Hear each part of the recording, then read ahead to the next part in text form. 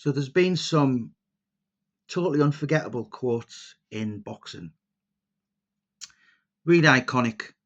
Who can forget Angelo Dundee when he said to Sugar Ray Leonard, "You're blowing it, son," in round 12, and then he went out and put Thomas Hearns on the floor in the 13th and then stopped him in the 14th.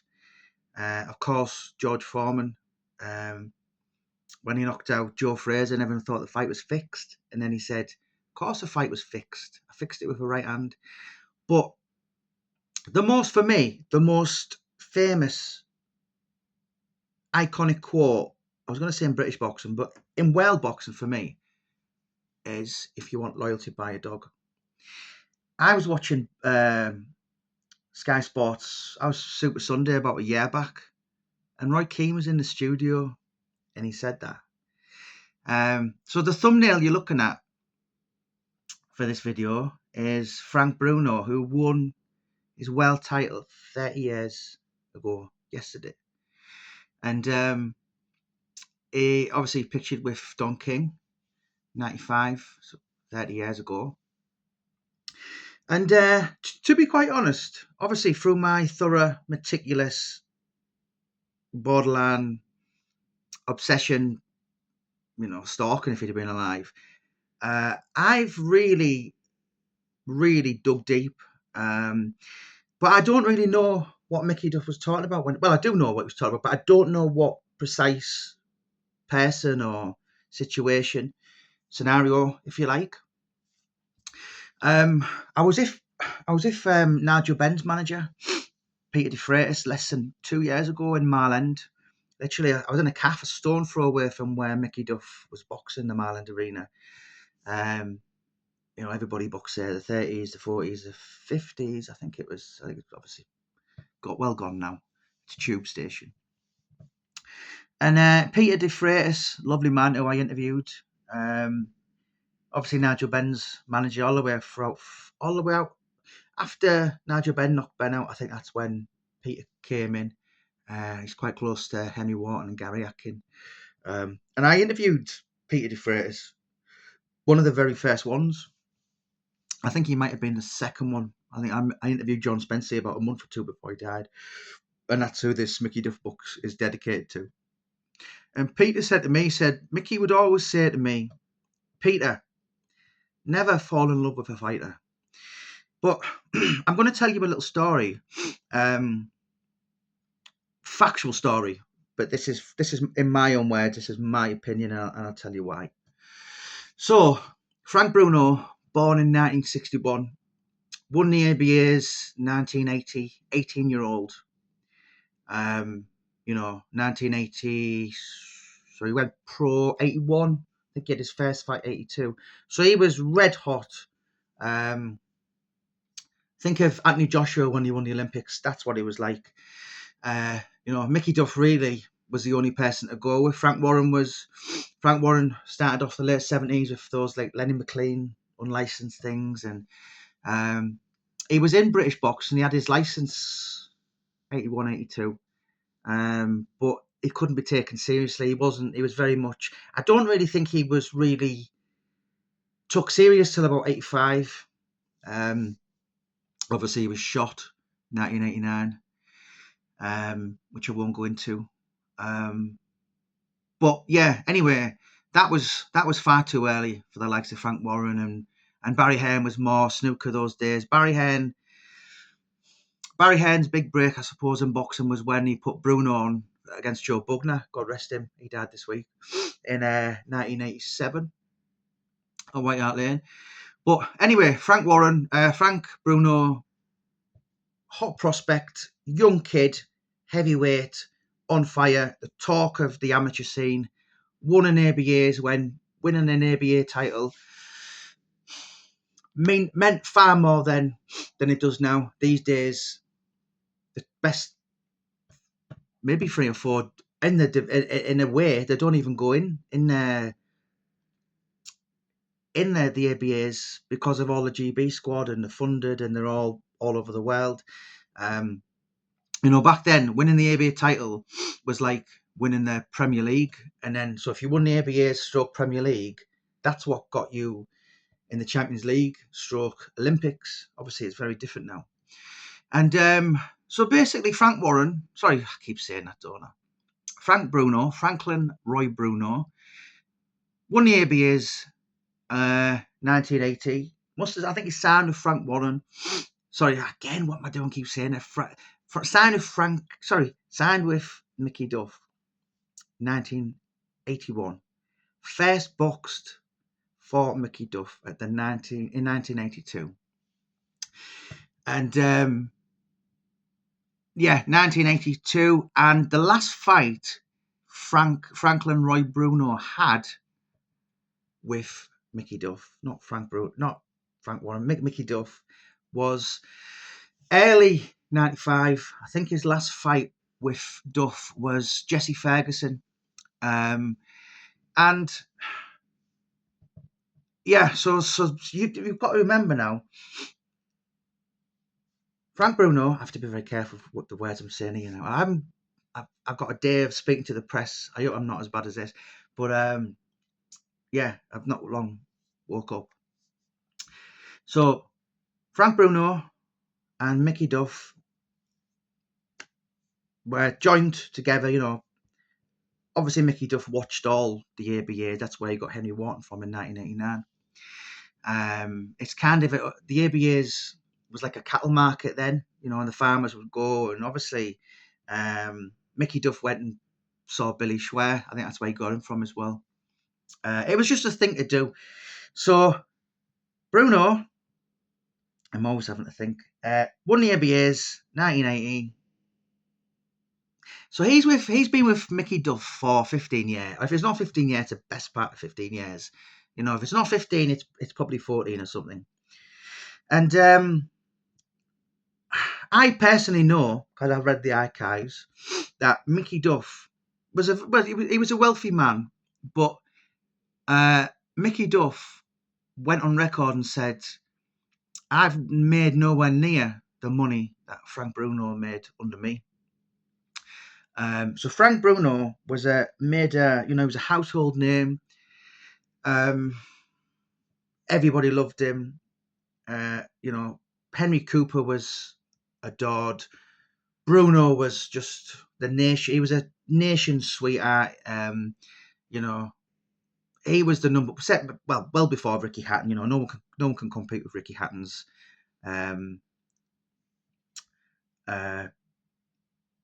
Just the love for the people. Trust me when I say this. I've just released. Well, I've finished Junior Witter's book. So nobody could beat Ricky Hatton in a popularity contest. It's just maybe not even the world, but certainly no one in Britain. So Mickey Duff, Jarvis Astaire, Terry Lawless, Mike Barrett. They put so much time and energy and effort, money into Frank Bruno, who was their product, if you like. The question of sports, just he was everywhere. They built him up, and when I say built him up, they really built him up beyond a joke. Who can forget Frank Bruno against Jumbo Cummins? It was appalling, and that was actually one of the better ones. So a lot of Bruno's records, a lot of those opponents were dug up by Johnny Boss, God rest him. Johnny Boss has went on record and said, "I would look about for the." Mickey Duff had these categories, people like, is someone capable? Meaning, is he capable of putting on a good show, but has no chance of winning? And a lot of those opponents of Bruno, they would daylight robbery, but Duff knew how to keep the house fighter winning. There was nobody better at it. Many of these Americans who had been decent once upon a time, but by now would hit the drink or drugs. And but in the British media, this guy was classed as dangerous, and obviously Bruno would flatten him in 1 or 2 rounds. And and so on. And in my opinion, if you go on BoxRec and you have a look at Bruno's record, it is ridiculous. And you have a look at some of those opponents, their records before Bruno, and their inactivity. So Duff and Co have put a lifetime. A generation is 15 years. That's someone you can become a dad in 15 years. That's what the class is, a generation. So Duff and Co had put millions of their hard-earned money and time and just everything basically into Bruno. And what I found really distasteful. I've met Frank Bruno. I've never spoke to him about this. But what I found outrageous really was the first time Mickey Duff knew about Bruno leaving him. His wife, or his ex-wife then, Laura, I spoke to people around Mickey and they said she was impossible. She was always the difficult one. But what I found terrible, really, I think it's despicable, was the first time Duff ever was aware of Frank Bruno jumping ship was in a solicitor's letter. When did Bruno fight Jesse Ferguson? It was about February 95. Bruno won the world title 6 or 7 months later. I think he had one or two for Frank Warren, and obviously he was put in against Oliver McCall. Which was a gift, really. I know Oliver McCall was dangerous, but if Bruno was ever capable of winning a world title, it was Oliver McCall. You've got to think of the setbacks Mickey Duff and Co had with Bruno. Terrible Tim Witherspoon flogged him 11 rounds, ran out of stamina. James Bonecrusher Smith, the young Mike Tyson in 1989, Lennox Lewis in autumn of 93. So this was James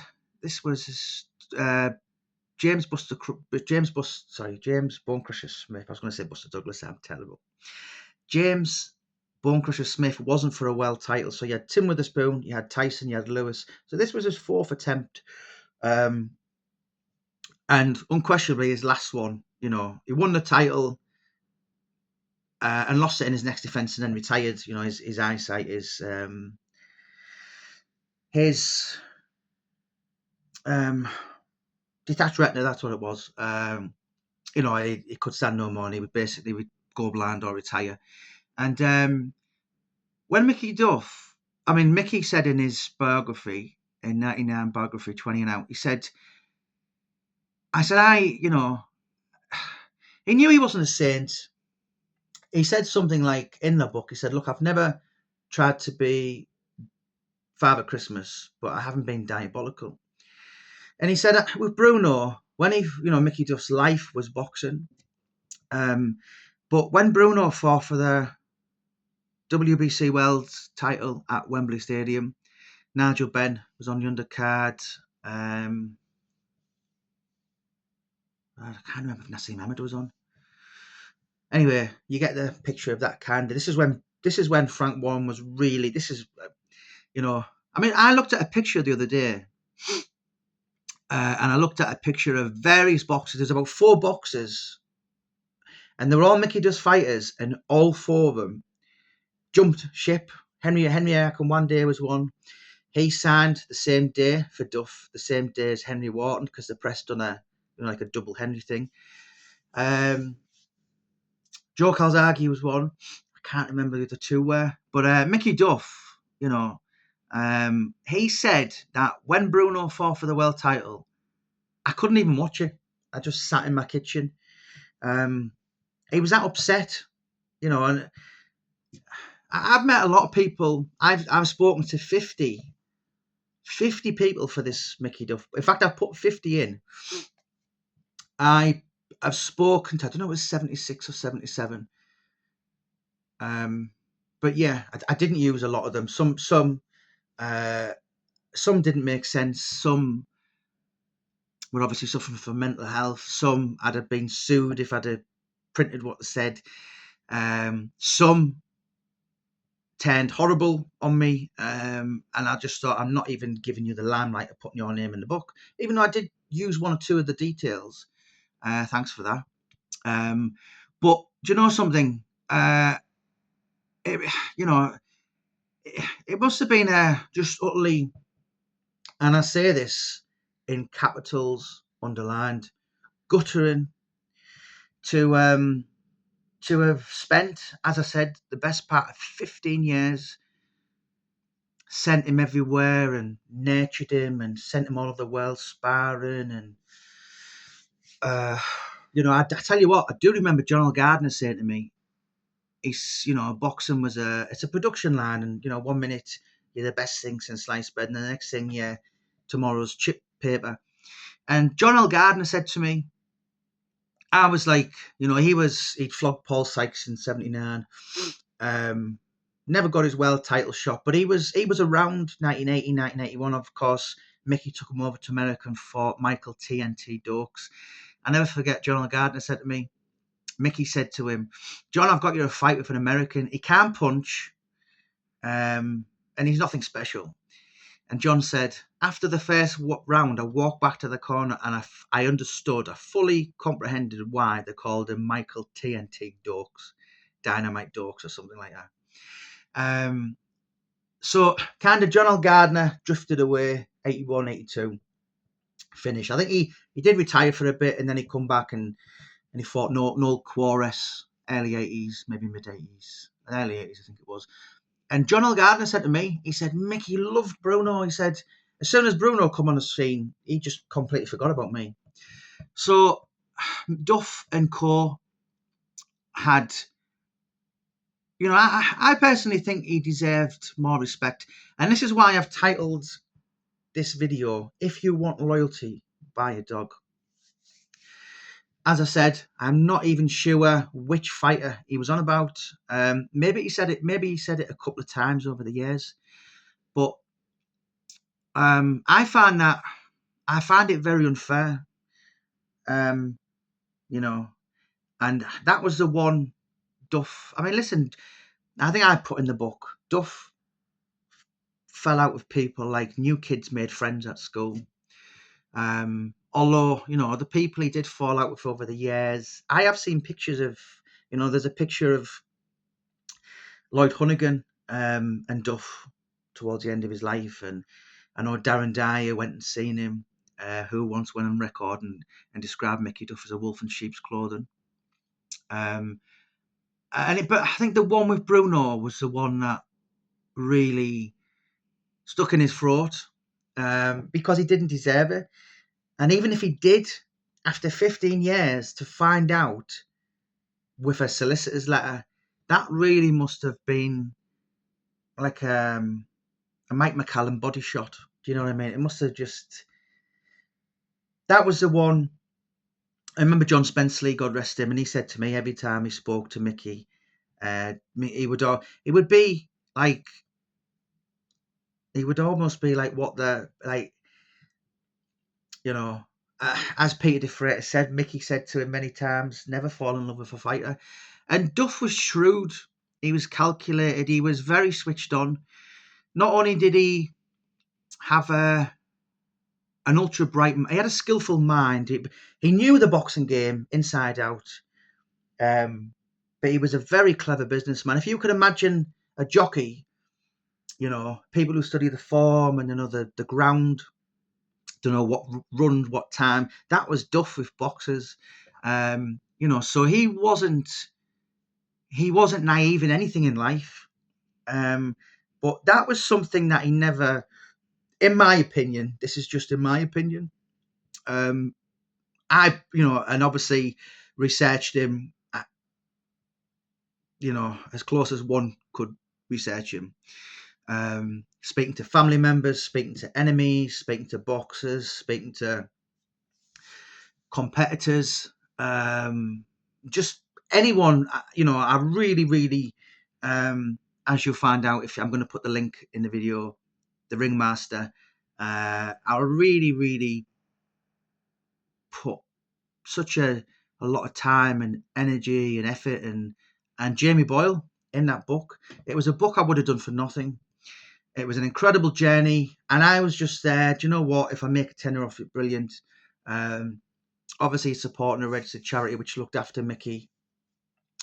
Sorry, the paperback, not the Kindle. The paperback's going to give £1 from every Kindle sale to the Jewish Nightingale Care Home. I've spoke to them, but obviously when the book comes out in print, I'm going to put that registered thing at the front, as I always do. Various books. And I just think that was, it must have been really hard to swallow. After Bruno lost to Lewis, which was the back end of 93, boxed for a stay, actually, it says on BoxRec, which it must have been Mickey. 94, 95, he had his last fight under Duff, or National Promotions as it was. I think it was February 95. And as I said, won a world title in the night. So that's literally 6 months later. I'm sure he had one or two fights for Warren Rodolfo Marine. He might have been one. Did he fight Michael Dawkes? Can't remember. He had a couple of pushovers and then he was put in with McCall. But yeah, if you want loyalty, buy a dog. And in my opinion, that will never be topped for the most well-known stroke iconic of boxing quotes. And there's a couple, but that's the one that always gets spoken of. That's the one. As I said, I was watching Sky Sports Super Sunday about a year or two ago, and Roy Keane come out with it, and so many other people do. So many various. In fact, did I find? Do you know something? Do you know I'm getting mixed up? So I did a Jack the Ripper book, and a French band nicknamed something like.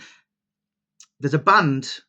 It's in the book. I forgot off the top of my head. I write that many books, speak to that many people. I'm quite scatty. I'm quite hyperactive. I'm quite maybe HD-ish.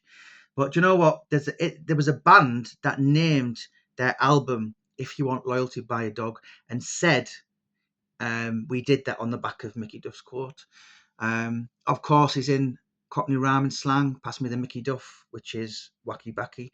Brian Clough is also, which is one of the next books I'm going to do. And I remember Colin Hart said to me. Colin Hart, God rest him. I spoke with him earlier this year. Last year I think it was died. He died in March.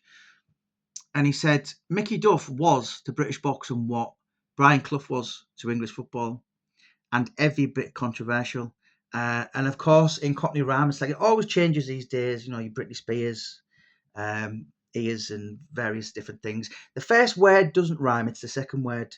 So Mickey Duff, which is puff, and Brian Clough, which is so the duff. So that they mean the same thing. But yeah, that is my take on it. I think it's really sad. I think it's tragic. I think, in fact, I'd go one further and say it's absolutely, it's a crime in itself in sport. It's a sport and crime. Junior Witter not boxing Ricky Hatton was a crime in my head, and for someone to have nurtured you and looked after you and guided your whole career. I mean, let's be honest, Frank Bruno was very vulnerable. He'd look fantastic and he'd always run out of petrol, or